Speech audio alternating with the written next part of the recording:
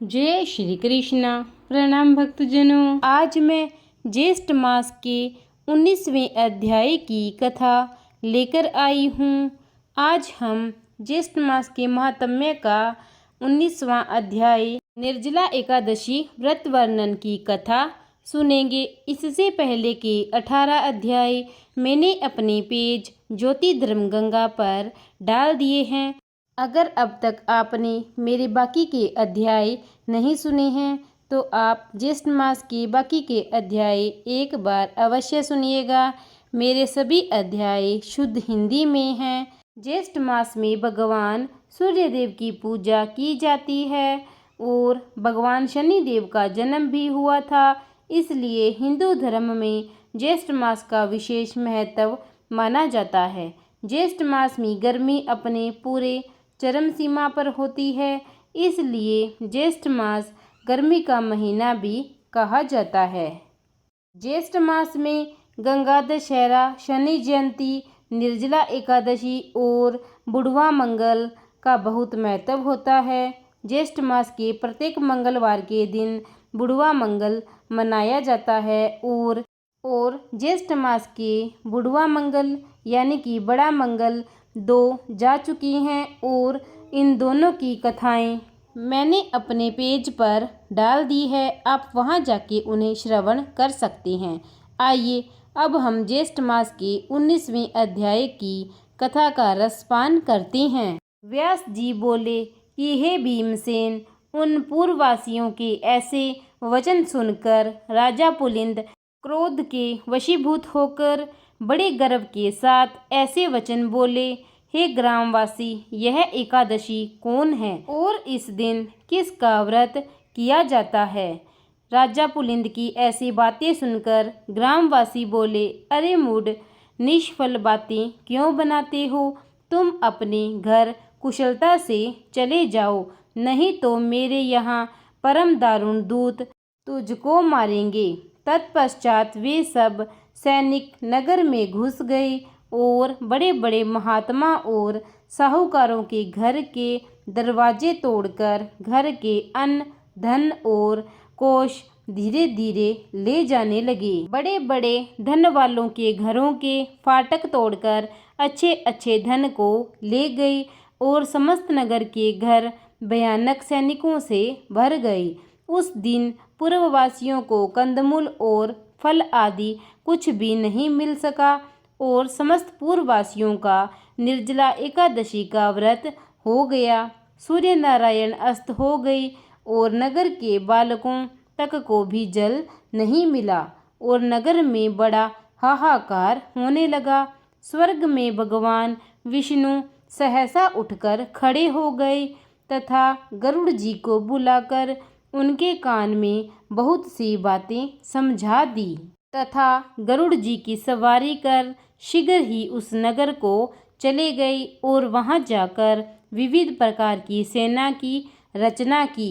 उस सेना के सैनिक, जिनमें किसी के 3 नेत्र, 3 मुख, 7 जिह्वा, 4 पैर, महान, अद्भुत और बड़े बड़े दांत थे तथा 3 सिर, 2 मुख और 10 मुख, 6 मुख तथा 5 मुख, हाथी के समान मुख, हाथी के समान स्वरूप, सिंह के जैसी आकृति वाले महान और भयानक, नरसिंह के समान तेजस्वी, सिंदूर से पुंजित मुख, महिषासुर के समान प्रभायुक्त, ऊर्ध्व केश, दिगंबर, नरमुंडधारी, आंतों की माला पहने हुए, व्याघ्र चरमधारी। इससे पहले ऐसी सेना किसी ने भी कभी भी नहीं देखी थी। ऐसी सेना को सर्वव्यापक प्रभु विष्णु भगवान ने आज्ञा दी कि राज्य में अधम मचाने वाले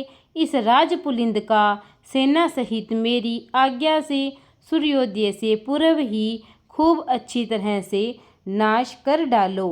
भगवान विष्णु की आज्ञा को शिरोधार्य कर वह भगवान विष्णु के सैनिक दल शत्रु सैनिक में घुस गए और शस्त्र प्रहार तथा वध करने लगी, जिससे बड़ा कोलाहल मच गया।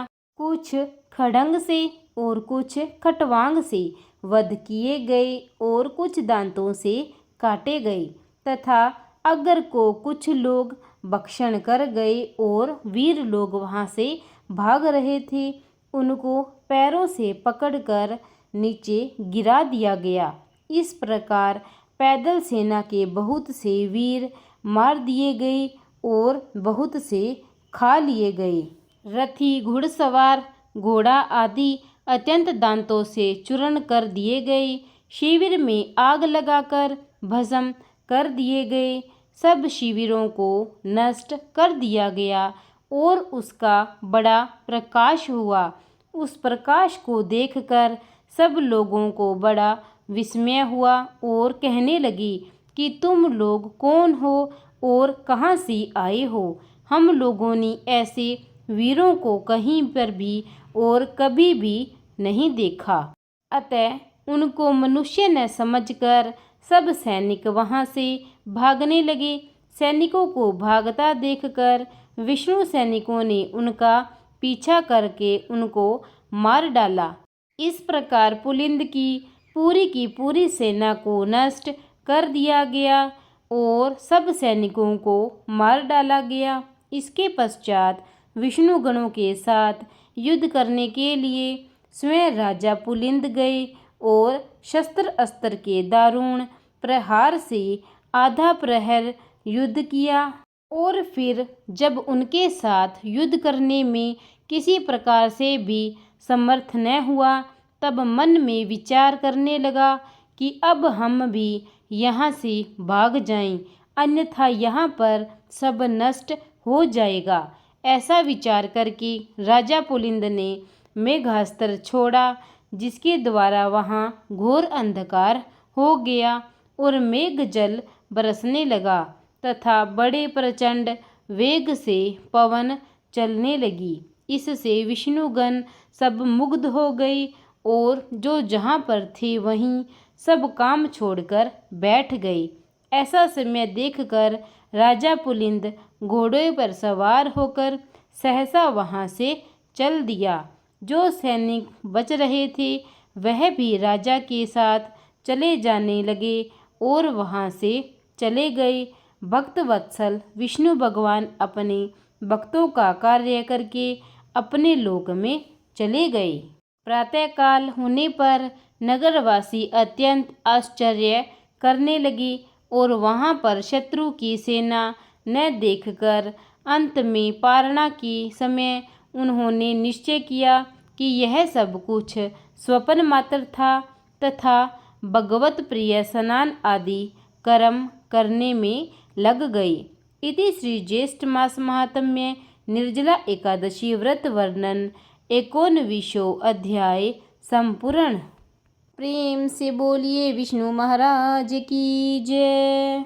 दोस्तों, अगर आपको मेरी कथा अच्छी लगी हो तो इसे ज़्यादा से ज़्यादा लाइक और शेयर कीजिए और अब तक अगर आपने मेरे चैनल को सब्सक्राइब नहीं किया है तो कृपया करके उसे सब्सक्राइब कीजिए और बेल आइकन दबा दीजिए ताकि मेरी सभी वीडियो के नोटिफिकेशन आपको सर्वप्रथम मिलते रहे। धन्यवाद।